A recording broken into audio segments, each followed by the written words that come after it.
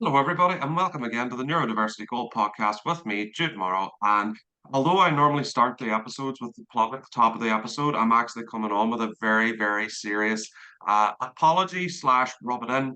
I was at the FAI Cup final over the weekend, and it was not a very polite weekend. So my voice can definitely tell you how good of a weekend I have. And for any fellow Irish listeners, we won 4-0. We're going to Europe next year. Happy days, and it was a great time. And well done to everybody who turned out and my beloved Candy Stripes for winning the cup.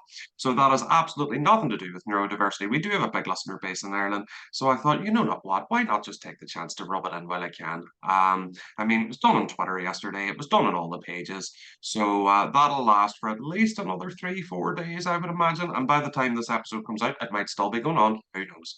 So. So this week's episode is a guest episode once again. And I'm delighted to welcome a real ND family man and a coach who's actually having a really big impact in local schools. And my guest today is Shane Sale. Shane, how are you, sir? Welcome. Thank you very much for having me. Yeah, I'm great, thank you. You know, I haven't lost my voice as much as you. We're celebrating, but congratulations to you and everyone in the sport team. Ah, thank you very much. We're on a high, and then we're back in today, and we're having to cope with real life as it is. And you know, whenever because I know this episode has kind of like been weeks in the prep, and there's been like a lot going on, and I mean. Because what you kind of talk about in like LinkedIn and other places is your journey navigating like life and family in the ND world, and I suppose kind of where did that all start? So for me, you know, when I originally got into my chosen career 20 odd years ago, the biggest balance I found was when I first had my daughter 12 years ago, and actually, you know, trying to juggle being a career person, but then also trying to juggle, you know, being a family man. Sorry, I've got a dog in the background who's decided to disrupt the whole thing. That's fine. We allow dogs here. Dogs are perfectly welcome. On this podcast, we've had dogs, we've had cats, we've had parrots, we've had any sort of animal here, including exotic fish. So do not worry. What's your dog called? Sam, he's a mini Labradoodle, although I think they neglected the mini part. And a big, huge ND gold welcome to Sam. And you know what? We'll put Sam in the show notes as well. Joined by Shane Sale and Sam. I'll just write that down. Thank you. Sorry, go So ahead. yes, so yeah, just kind of following. So yeah, I mean, and I think kind of finding the balance for me, you know, then when my daughter was born, you know, we kind of went through a journey with her at an early age, because you know my wife noticed some differences just in kind of like her behavior, etc. So the whole journey for diversity, neurodiversity, really started with my daughter, Indy. So kind of juggling everything now, you know, my daughter, you know, my wife's a massive contributor into, you know, helping her flourish in her life. But yeah, trying to balance that, plus going to the schools, doing the talks. Yeah, it's a drain, but it's one that's very rewarding. And you know what? What's actually quite refreshing, in a sense, is that and this was talked about literally all the time in the show, is the kind of inequalities that are experienced by ND women and girls.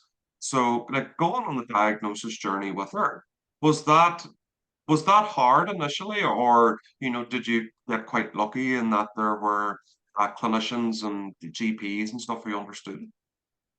Probably one of the hardest things we've had to go through in life, being honest. You know, girls in autism, it's very hard to detect, especially my daughter, because she was very good at masking. And, you know, we went through the local services. They lost the paperwork many times, including one time I actually handed it to the person and took a picture and they lost it. So yeah, in the end, we went private. And you know, going private really was a godsend because we met people in the process who, it wasn't transactional. Actually, they really cared, and they were very influential, to the point that one of the ladies, Liz, we're still very much involved, and my daughter sees her once or twice a month for, like counseling and just helping her, kind of helping embrace her neurodiversity and the challenges she's going to face. So yeah, it was really tough, but it was more tough not only on the process that we went through and then losing the paperwork, but actually you find yourself in a world where you just don't understand, or there's very limited resources, and then what you do read on the internet, sometimes is unhelpful because it doesn't give you the answers to really what you're looking for. But we're still learning now. She goes into her teenage years, challenges that she's going to go through, changes. We still got to learn. And there's a big problem there in the work, like in general, and that I haven't heard of a local authority, and this is like England, Ireland, Scotland, Wales, like even Ireland, North and South, where the average waiting list time, like I'm surprised to hear anything's under 3.5 years at this point, where, don't get me wrong, nobody would love the NHS to be funded more than me, but as far as I can see, both in my time as a social worker and coming out and doing all of this like training stuff and being an attention seeker and doing sort of media stuff, it doesn't seem as if it's going to happen. And I mean, with us, like with NTI, I mean, we partnered with RTN Mental Health Solutions to provide, fast turnaround, and financially affordable assessments. And, going private is not a bad thing. And what I want to ask you, actually, because I think it's brilliant that you mentioned that, is because you'd gone private, did you have any issues having the diagnosis accepted? We didn't actually. One of the things that we were always conscious of is our daughter being labelled. Society's not very forgiving for people with autism. It's very stereotypical in the workplace, etc. So we didn't want diagnosis, but actually getting a diagnosis from a professional who took time to help us, talk through it, made it more real, but actually easier to understand. Yeah, because, and this is what we get all the time, right? Because we are marketing and advertising a private clinic. And everybody says, oh, will it be accepted? And I mean, up to now, up to this date, like literally, I've heard of nobody who's had a problem getting their diagnosis accepted. And if people have the means and want to go down that route, I think you should be able to. And I mean, as you say, it was a godsend, wasn't it? Very much so. Now she's got, her diagnosis. I think the second challenge we had was her acceptance. It took time. We bought her the books, we bought her the guide. She's been doing her therapy. It was just really her getting the acceptance herself. Feeling different, knowing she felt different, but knowing why she was different. And that's still a challenge that we face. She understands and accepts it. But how she faces life outwardly, sometimes she doesn't know why she feels down or, disconnected. So yeah, getting the diagnosis, getting the acceptance, great, because professionally and from a parent, it's great to know, what we can do to help her. But actually, the follow-on bit is really then nurturing and working, with your child to make sure that they fully embrace and understand. They're different, but they're great. It's a great difference. And it's great that you're doing that. And I mean, how old is she now? Did you say 12 or she was 12 then? She's 12. Yeah. So she's just given up football. She spent 6 years playing girls football. And actually sports is a massive help, a driver to help, people with autism, just to kind of build up that team bond, that relationship, that structure, that routine. So yeah, although I'm sad that she's given up football, but she wants to focus on other things now. But I just want to throw that in, that's something that I found was a great help. It doesn't work with all autistic, children or anyone on the spectrum, but for others that are a little bit more accepting, it's a great place to help them develop some skills. Absolutely. And you know what? See, even with NTI, whether it's through training or marketing, other organizations who are offering, some sort of whether it's like a social or community or an important part of the routine because I mean with exercise, like the benefits are all out there, the serotonin levels, the lifting of mood, having more energy. And it's all out there. And you're right, it isn't for everybody, but sport in the community makes a massive, massive difference. And it's something here at NTA we've always believed in and we've always backed it. I mean, for me, I was big into running.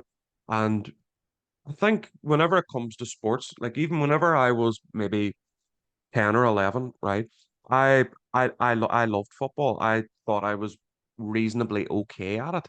But then I moved on to something else. I mean, that's kind of what I do. I think, and even whenever I talk to other adults, if we're doing like focus groups or anything like that, is whenever it comes to like sport and activities, there's always like a change. There's always like it'll be football for a few years, then it'll move on to golf. Whenever golf's finished, then it'll go to fishing. Whenever fishing's finished, I don't know, it'll go to something else. So it's like a rotating kind of thing of developing like new interests and new skills, which I think is a good thing. And I mean, is she still into sport or is she sort of withdrawn a bit from it? Withdrawn a bit. I've been, from the early age of all my children being born, I've got three kids. Actually, they are all Man United fans, actually, through my wish, not necessarily theirs. So yeah, they all still, appreciate and are into sports. I think my daughter now, though, is more into, she's learning skills, and every week she's seeing someone to help her, create and design her own costumes and, clothes. So she's channeled what she did great in sport now into something more creative. That's fantastic. And you know what? Even on this show, right? And even for to listen to them, right? We have had fashion designers here, we've had artists, we've had filmmakers, musicians. I mean, we've had everything here at this stage. And the creativity side is absolutely fantastic. Like, I mean, I put all my energy, whether it's excess or borrowed energy, into writing books. Other people put it into painting, making costumes, as you say. I mean, lots of other things. And I mean, for you, you say, you have three kids, and I mean, with with your daughter, is at home, what is can be tough sometimes is like explaining to siblings and stuff like that. How did you navigate that? Yeah, it was tough. We didn't, although Indy, my daughter went through, her sessions, was meeting therapists, kind of doing a diagnosis, etc. She always knew that she was different or she felt different. And at the point of her getting a diagnosis, we didn't sit down immediately and tell her, we wanted to obviously broach it in a way that we wanted her to feel inclusive. We then sat down and spoke to my middle child, who Indy and Gracie, there's a very short gap between them. There's about 15 months between them. So Gracie was very accepting and actually has been a big part of Indy's life where she's been very supportive. They spend a lot of time together. They game together. It's a great partnership. With Rudy, my youngest, do you know what? He's 5. He loves superheroes, PlayStation, and everything else. So for him, he's too young to really understand. All he sees is Indy is his big sister, who sometimes she's great and she'll give him some time, and other times she'll lock herself away and just play computer. It's funny that with kids, and people always say it, whenever it comes to like talking to other siblings and stuff like that, that how do we explain that brother, sister, sibling is different? And if you don't make a difference, then you don't have to, because any sort of prejudice or preconceived notion, it's nearly always taught. And I mean, at all our corporate training, I ask it, have you ever met a racist 1 day old baby? And it doesn't happen, it doesn't exist. So these conceptions can be, I suppose, inadvertently, even in some cases, like nurtured over time, where if there's no difference made at home, then it'll not make a difference. And I mean, with you, what you're doing now is you're I mean, you seem to be involved in a few things. Like, I mean, you're doing coaching and stuff and talking in schools. So I mean, as far as like coaching and development, I mean, what do people get out of working with you? Yeah, I'm a very you know, I'm a very honest, down to earth guy. So when I'm talking to people, you know, I'm not, you know, going in with a plan to say, hey, you know, if you want to be an astronaut, this is what you've got to do. What I do is I go in and I just, you know, help inspire minds to create opportunity to show them that there's no limitations, you know, really who they want to be. Coaching in football, you know, you deal with such a diverse amount of girls, you know, all have got different attitudes towards football. Some are lazy, some really, you know, want to be the next, you know, Maradona. And actually it's just nurturing that talent. So yeah, what a lot of schools get from me is just that real world experience of someone who's kind of been through that journey, but also a journey where I've identified, you know, some of the traits with myself and some of the learnings that I've taken, but then going back to some of the areas that if I'd have known sooner, that maybe I could have made some subtle changes to, you know, how I worked or people I worked with. Yeah, and that makes a massive, massive difference because, again, on the theme of sounding like a broken record, and I know the producers are going to go mad at that at the fact that I'm saying this again, but I don't think it could be said enough. What happened in the last few years, given COVID, and people thought, how can I make a living? Oh, I'll get a laptop, an internet connection. I'll read Think and Grow Rich. I'll read some mindset books. Then I will put myself out in the world as a life coach. And I mean, we've had a lot of kind of coaches come through our hands for like marketing and development, and people think there's a way to do it. Oh, it's just helping people to get organized and to, lay out the steps to achieve whatever they want to achieve. And it's not that way, isn't it not? And it never No, was. not at no. Jumping on the bandwagon, because you know it's something that you think might be great. It doesn't work. What you've got to do is you've got to feel it. You've got to have a connection to what you're coaching. You know, if you don't, then people are not going to buy into you because that backstory is not there. No, and you're 100% right, because we work with everybody, right? And it is like, well, actually, we don't. I'll rescind that statement and say, we've worked with a wide variety of people.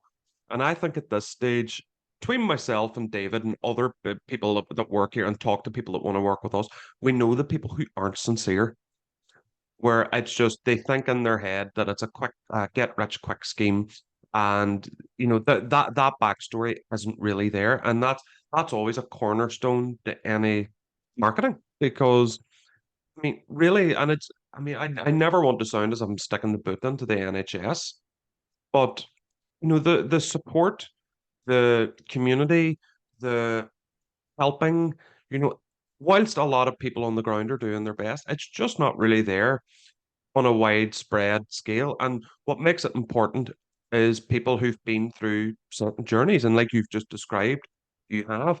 And I think that's absolutely crucial. And I mean, with you, like, I mean, what kind of typical client would you work with? At the moment, I'm doing a little bit more with schools. There you go. Sam's decided he wants to tell the postman off. Yeah, I'm doing a lot of work with schools, and have been actually on and off for the last 5 years. Some of the schools will request me back in more directly. Other schools won't, because it's just go in and get involved in a group session. But some of the things that I've been involved in is mentoring. The last session I did with a local school, I've been requested to go back in December to do a full day session. Before it was like a 2 hour session, but they want to bring all their year 10 and year 11s in to focus more around how to approach work in an environment where you may not know what you want to do, but b there may be some behavioral issues that they think they've got, or they may be they may be on the spectrum.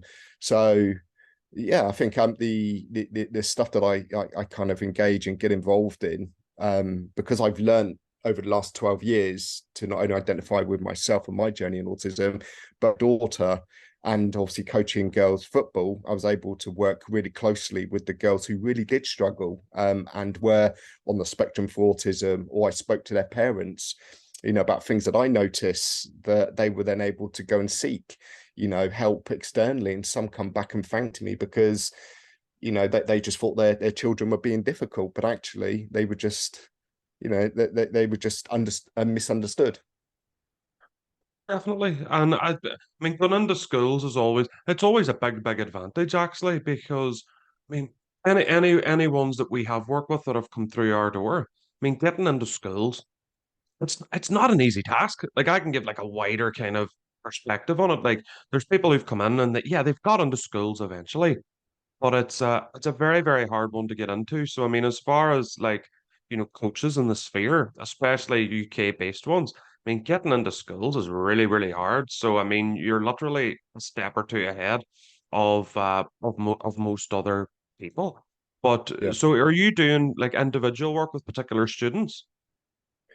No, so the session I'm going to be doing in December, there's going to be so there's a wider group where I'll be talking, about work, stuff that I've done, how I've modeled success, how I've started, two companies, things that I've learned, things that I would have done differently. So there's the wider session, but then some of the sessions are going to be then focused in a very small, intimate group of, students who have really they just struggle, and they wanted to put those students with me. So far I think there's six, just to spend a bit more time helping them, and I haven't really got a plan for that. Say I haven't got a plan. I haven't got a plan on what I would say. I'd like to kind of just sit there and listen, engage, and just help them, give them ideas how to navigate, things that they can look at, different podcasts. Definitely they'll be getting a copy of the link to this podcast, but just little things that they can do to help them engage better with what they want to do when they leave school. So yeah, so it's this, sometimes you go in, and I hate when if someone said, hey, here's an A to B list and you've got to do everything on this list in this methodical order. Autism sometimes can work that way because people like process, and sometimes it doesn't, because every individual that you meet, even the people you're going to be speaking to, are different. So rather than going in with a perceived perception and trying to deliver training, you've got to learn to have a different tone or different style to incorporate everyone. So you're not just talking Exactly. at one individual, you're talking in a group, and they're all getting or understanding, what you're looking to achieve or what they want to achieve. Yeah, because every single coaching program has to have some form of tailor-made element because whenever I have discovery calls with people or David or anybody else, like we have to filter them out. Where people think, with the holy grail of online coaching is like, you run a Facebook ad to a free class, to a landing page, then a high ticket program where people just watch videos and it's totally impersonal and everybody thinks that everybody's making a killing doing this. But the fact of the matter is that they're not. And Mm. that's when whenever we find a lot of knocks on our door to say, oh, we've tried this and it doesn't work. Where having an individualized and impactful element is always going to be the order of the day. Where you can't like replicate things like even Tony Robbins's program Unleash the Giant Within, whilst it's very impactful, but there is an individualized element, and that's what people kind of forget, I think. So I suppose, I mean, we're nearly at the end of 2022 now. We're staring 2023 in the face. So I mean, have you any exciting plans for 2023? Uh, I've been approached by a local volunteering group to ask me if I want to become a partner to one named school. They've got a couple of schools locally that need someone to volunteer. And what I like about that is the journey is you get to see the beginning, the middle, and the end of your coaching and nurturing. So that is to be announced. I'm just going through, some conversations at the moment. Um, Apart from that, work, the big project that I'm doing with a global fintech Moss, we got some exciting challenges. And actually, one of the roles that I do with these guys is also helping set the diverse workbench. And everyone loves conversations I have internally about neurodiversity because it's a topic people don't really broach. So, Yes. we're looking at ways that, right through from interviewing through to, engaging and bringing people in, different skills fit in different environments. So, we're trying to adapt ourselves that there is we hire you for the person you are, and the skills that you could bring to Moss rather than just trying to pigeonhole someone in a particular job description. So yeah, there's a lot of exciting things that I'm going to be involved in. But I'm always there to take on, more opportunities. Especially, I'm really passionate, and I couldn't say that enough. I'm really passionate about, neurodiversity because, again, having seen my daughter go through her journey and the struggles that she's had, to myself and the struggles that I've gone through, I really believe passionately that there's a gap in our system, our education, schools that just they don't do enough, and actually funny say funny story, but it's actually not. I know of a school and a particular child, and because this child, they've seen the child as difficult, they're always putting this child into like a solitary environment. And their sen is someone that's recently taken a sen role, no background in sen. And to me, what that tells me is failing. You're failing that child because you're pigeonholing them based on behavior, opposed to, understanding, nurturing, and getting to know that child better to see if they can help them rather than just keep disciplining the child. Yeah, and you know what? And that seems to be what everybody does. And I mean, the very definition of insanity is grouping people together based on, in inverted commas, red flags, and somehow hoping that it will work. I mean, and that's why, you're championing the individual approach, and nurturing the child, which is the most important. So I suppose kind of one for your marketing, stop pigeonholing, start nurturing. You can keep that. I would get, you know what I I would love do? that. I would go and get that. I would go and get that trademarked. And we've done this before. We can come up with stuff.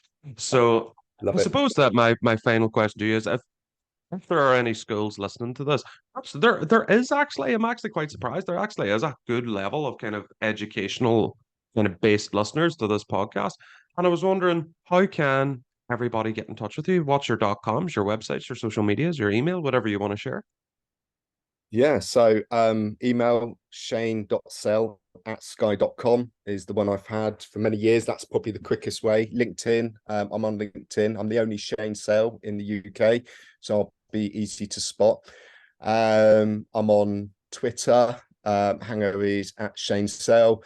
You know, for me, the journey for inclusivity starts with everyone. There shouldn't be anyone that shies away from this. Everyone should have or play a critical part into helping develop and nurture. It could be from young children in school right through to adults or your colleagues at work. So for any schools that are interested, I'm going to be doing some close work, with Jude, and just kind of really helping set the scene to understand how to broach the schools. But yeah, I mean, I'm here. I'm happy to have any conversations with you to understand what you've got now and what you potentially could have. Um, Connect with me. Absolutely. And just to get that out into the airwaves, that's Shane Sale, SHANE.SALE at sky.com. Was that right? Perfect. Yeah, that's right. Fantastic. And I suppose all that's left for me to say, Shane, thank you so much for joining us. I've loved this chat. Get in touch with Shane, connect on LinkedIn. Thank you very much for listening. Apologies again for my hangover voice. The Candy Stripes, the City, 4-0, FAI Cup champions 2022. And I'll see you next week for another edition of the Neurodiversity Gold Podcast.